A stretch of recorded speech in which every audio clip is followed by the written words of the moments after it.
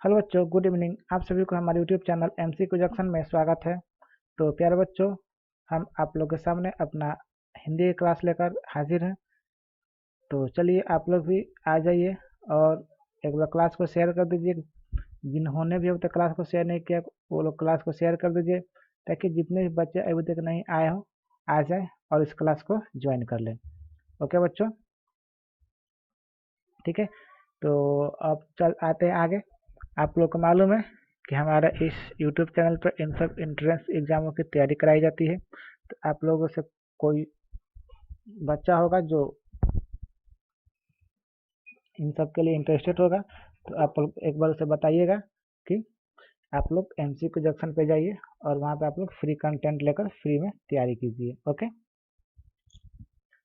ये होती है हम लोग क्लास टाइमिंग, जो कि मंडे टू सैटरडे होती है, जिसमें आपका 6 बजे हिंदी का पैराग्राफ आता है, मैथ 6:30 बजे और रीजनिंग 7:30 बजे आता है। ओके, तीनों क्लासों को ज्वाइन करना ना भूले। ओके, और अब चलिए, जो लोग नए हैं हमारे इस यूट्यूब पे, वो लोग हमारे चैनल को सब्सक्राइब कर लीजिए और टेलीग्राम को ज्वाइन कर लीजिए। ओके, क्योंकि आप लोग को सभी PDF यहीं पे मिलते हैं। देखिए, सब PDF आपको क्लास समाप्त होने के बाद यहीं पे मिल जाते हैं। ओके,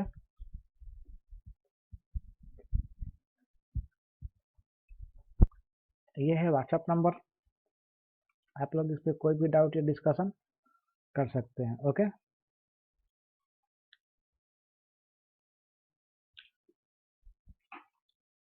तो चलिए आगे बढ़ते हैं। कल हमने किया था पार्ट नंबर 37। तो कल आप लोग का जो हमने होमवर्क दिया था 37 में, उसको हम लोग अब करेंगे। ओके, तो चलिए आगे बढ़ने से पहले एक बार आप लोग शेयर कर दीजिए, और अभी तक जिन्होंने वीडियो को लाइक नहीं किया है वीडियो को लाइक कर दीजिए।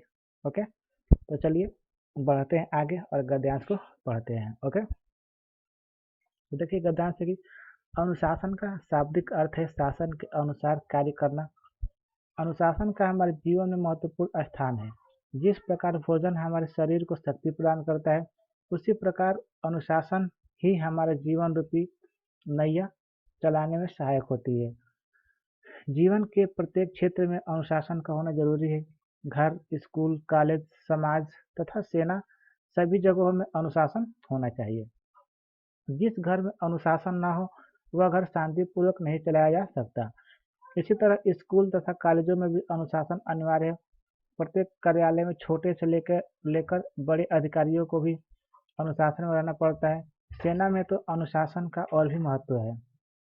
अनुशासन में रहकर काम करना सभ्यता का प्रतीक है। अनुशासन में केवल मानव जाति ही कार्य नहीं करती, बल्कि पशु पक्षी भी अनुशासन के अनुसार कार्य करते हैं। महात्मा गांधी ने अनुशासन में रहकर ही विश्व में प्रसिद्धि प्राप्त की। खेल के मैदान में भी खिलाड़ी अनुशासन का पालन करते हैं। अनुशासन अच्छी चीज है। यह हमारे चरित्र का निर्माण करती है तथा एकता एवं सहयोग की भावना का विकास करती है। इसलिए यह आवश्यक है कि लड़कों को बचपन से अनुशासन सिखाया जाए। उसकी अपेक्षा करने वाला व्यक्ति जीवन में सफल नहीं हो पाता। ओके, अतः जीवन में सफलता का रहस्य अनुशासन है। हमें सदैव अनुशासन में रहकर कार्य करना चाहिए, तभी हम अपने घर, परिवार, समाज, जाति तथा राष्ट्र को उन्नति के पथ पर ले जा सकते हैं। ओके बच्चों, यह आप लोगों का गद्यांश। आशा है कि आप लोगों ने भी पढ़ लिया होगा। और आते हैं हम लोग क्वेश्चन की तरफ। देखिए, आपका क्वेश्चन बहुत बढ़िया बढ़िया था, प्यारा प्यारा क्वेश्चन था ये आप लोग का पहला क्वेश्चन। अनुशासन का शाब्दिक अर्थ क्या है? क्या है? शासन के अनुसार। ओके, यहाँ पर दिया था आपको कि शासन के अनुसार कार्य करना ही अनुशासन का शाब्दिक अर्थ है। Okay, very good. जिनका भी ऑप्शन नंबर 20 सही होगा उनका सही होगा। अनुशासन क्या है? अनुशासन कैसी चीज है? तो बच्चों, अनुशासन अच्छी चीज है। इस गद्यांश के अकॉर्डिंग आपका यहीं पर लिखा था कि अनुशासन क्या है? अच्छी चीज है। ओके, अनुशासन में रहकर कार्य करना प्रतीक है। किसका प्रतीक है? तो गद्यांश में क्या लिखा था?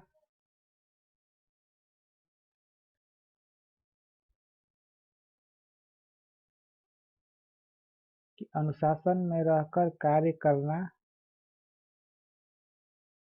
हाँ, अनुशासन में रहकर काम करना सभ्यता का प्रतीक है। ओके, तो किसका प्रतीक है? सभ्यता का। इसका भी ऑप्शन नंबर सी हो जाएगा। जीवन की सफलता का रहस्य क्या है? तो बच्चों जीवन की सफलता का रहस्य क्या है? अनुशासन। लड़कों को बचपन में क्या सिखाया जाना चाहिए? अनुशासन। क्रिकेट, चिप्पी, कोई नहीं। अच्छा ये बताइए, आप लोगों में से चिप्पी कौन कौन जानता है? ये यूपी बिहार में ज्यादा चिप्पी खेला जाता है। वैसे ज्यादा लोग, हमको लग रहा है कि सभी लोगों को मालूम होगा चिप्पी। ओके ठीक है। तो लड़कों को बचपन में क्या सिखाना चाहिए? तो अनुशासन सिखाना चाहिए। ओके, तो चलिए आते हैं होमवर्क की तरफ, देखते हैं किन्होंने होमवर्क दिया है। तो एक का दो, दो का एक, एक का दो, दो का एक, तीन का तीन, चार का दो और पाँच का एक। Very good. पंकज साहू आपका सब सही है। निहारिका दो, एक, तीन, दो, एक। Very good Niharika. और बी ए सी बी ए, गुड सुधांशु कुमार। और सूर्यांश दो, एक, तीन, दो, एक। Very good. और सत्यम यादव बी ए, बी ए, तीन का गलत, चार का भी, पाँच का ए। सूर्यांश आपने तीन को गलत कैसे कर दिया? तीन नंबर क्या था कि अनुशासन में रहकर कार्य करना किसका प्रतीक है? तो सभ्यता का प्रतीक है। इसका मतलब आपने गद्यांश ध्यान से पढ़ा नहीं था। ओके। और गोगादेव दो, एक, तीन, दो, एक। सही है। दो, एक, तीन, दो, एक। Very good Ashok Kumar. चलिए अब सब लोग का सही है। तो चलिए आते हैं हम लोग अपने आज के गद्यांश पे, जो कि आज हम लोग करेंगे पार्ट नंबर 38। ओके, अभी तक हम लोगों ने पार्ट नंबर 37 कर लिया है और पार्ट नंबर 38 करने जा रहे हैं। ओके, तो बच्चों आप लोग बीच बीच में क्लास को शेयर करते रहिए। ओके, क्यों बच्चों? देखिए आप लोगों को हम बता दें, अगर आप लोग की नज़र में एकमात्र यही चैनल है जिसमें कि आप लोगों का रेगुलर नवोदय की क्लास चलती है। ओके, जिसमें आप लोगों को रेगुलर नवोदय की क्लास चलती है, वो भी ऑल सब्जेक्ट की, ऑल सब्जेक्ट की। ओके, तो बच्चों आप लोग के लिए इतना किया जा रहा है, तो आप भी कुछ, आप लोगों के लिए भी कुछ बनता है कि क्लास को शेयर कीजिए, बच्चों से कहिए कि यहाँ पे आप लोगों के लिए बढ़िया पढ़ाई हो रही है और उनको बुलाइए। ओके, क्योंकि हमारे देखने से लगता है कि यही एकमात्र चैनल है जिसमें जिसमें कि नवोदय की total class day by day चलती है। ओके, वो भी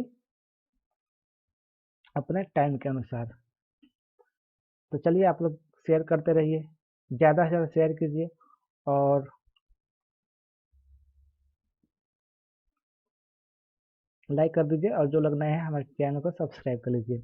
आते हैं हम लोग अपने पार्ट नंबर 38 के गद्यांश पे। तो चलिए इसको पढ़िए, अनुच्छेद एक को पढ़िए और आंसर कीजिए फटाफट।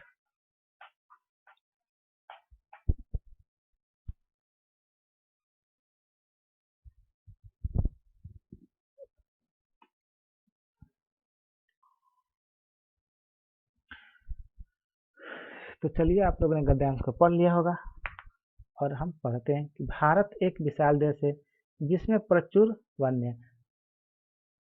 ओके, प्रचुर मतलब क्या होता है? थोड़ा नहीं, ज्यादा मात्रा में होता है। ओके, यहाँ बाघ, शेर, हाथी, राइनो, सभी प्रकार के मछलियाँ और सुंदर विदेशी पक्षी मिलते हैं। दुख की बात है कि प्रत्येक वर्ष हम अनेक पशुओं को खो रहे हैं। लालची लोग पशुओं को उनकी हड्डियों, खालों और अन्य अंगों के लिए मारते हैं और उन वस्तुओं को ऊंचे दामों पर बेचते हैं। अनेक कंपनियां जहरीले रसायनों को उन नदियों में बहा देती है जिनमें पशु पानी पीने आते हैं। साथ ही वृक्षों को काटकर हम वन क्षेत्र को घटा रहे हैं, जो कि उसका जो कि उनका प्राकृतिक घर होता है। यदि हमने यह नहीं रोका तो हम अपने पृथ्वी ग्रह की पारिस्थितिकी तंत्र को क्षति पहुंचाएंगे और अब हमें अपने मूल्यवान विरासत की रक्षा करने के लिए भी सभी को प्रयत्न करने चाहिए। ओके, तो चलिए ये था गद्यांश आप लोगों का आज का। तो आंसर कीजिए कि लेखक आग्रह कर रहा है लेखक क्या आग्रह कर रहा है बताइए? पशुओं को मारने के लिए, कि वृक्षों को काटने के लिए, कि पशुओं के व्यापार के लिए, कि वन्य जीवन की रक्षा करने के लिए? तो आप लोग आंसर दे रहे होंगे। और ये क्लास आप लोग की प्रीमायर है।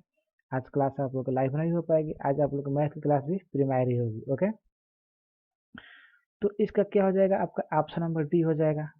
ओके, क्योंकि लेखक क्या आग्रह कर रहा है इस गद्यांश के अकॉर्डिंग? लेखक क्या आग्रह कर रहा है कि वन्य जीव की रक्षा करना, मतलब पेड़ पौधे सभी जीव जंतुओं की करना है, रक्षा करना है। अब देखिए, मूल्यवान विरासत किसे कहा है? दूसरे का आंसर कीजिए आप लोग फटाफट, कि मूल्यवान विरासत किसे कहा गया है? तो डियर स्टूडेंट्स, मूल्यवान विरासत किसे कहा गया है? शेर, बाघ, पक्षी, संपूर्ण वन्य जीवन। तो किसको होगा? तो देखिए, शेर भी हो सकता है, बाघ भी हो सकता है, पक्षी भी हो सकता है, लेकिन तीनों को मिलाकर क्या होगा? ऑप्शन नंबर सी, क्योंकि संपूर्ण वन्य जीवन को ही मूल्यवान विरासत कहा गया है। ओके,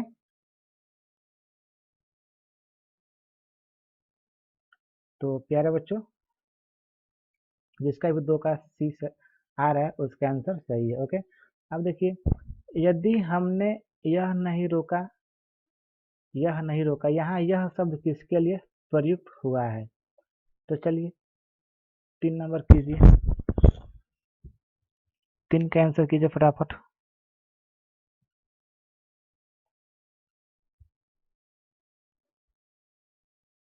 देखिए, बहुत बढ़िया गद्यांश है आप लोगों के लिए।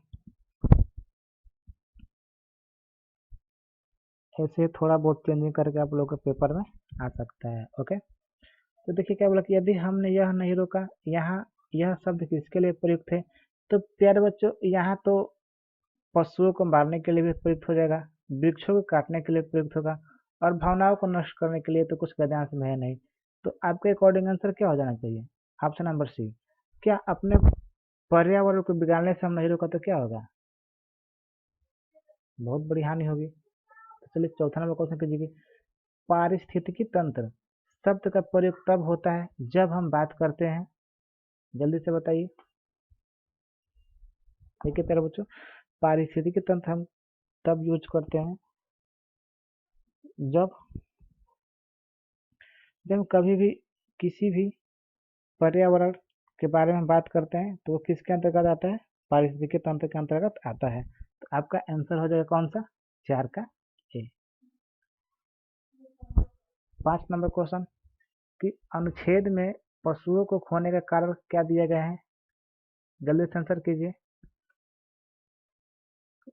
अनुच्छेद में पशुओं को खोने के क्या कारण, सॉरी, कारण कितने दिए गए हैं? क्वेश्चन ये बोला है कि अनुच्छेद में पशुओं को खोने के कितने कारण दिए गए हैं? तो अगर जिन्होंने अनुच्छेद को बढ़िया से पढ़ा होगा वो बता देगा। तो देखिए, एक तो क्या है कि लोग मार रहे हैं किसके लिए? उनके हड्डियों और अन्य अंगों के लिए उनको मार रहे हैं, पशुओं को। ठीक है, और एक कैसे मर रहे हैं कि अनेक कंपनियां क्या कर रही हैं, जहरीले रसायन उन नदियों में बहा दे रही हैं।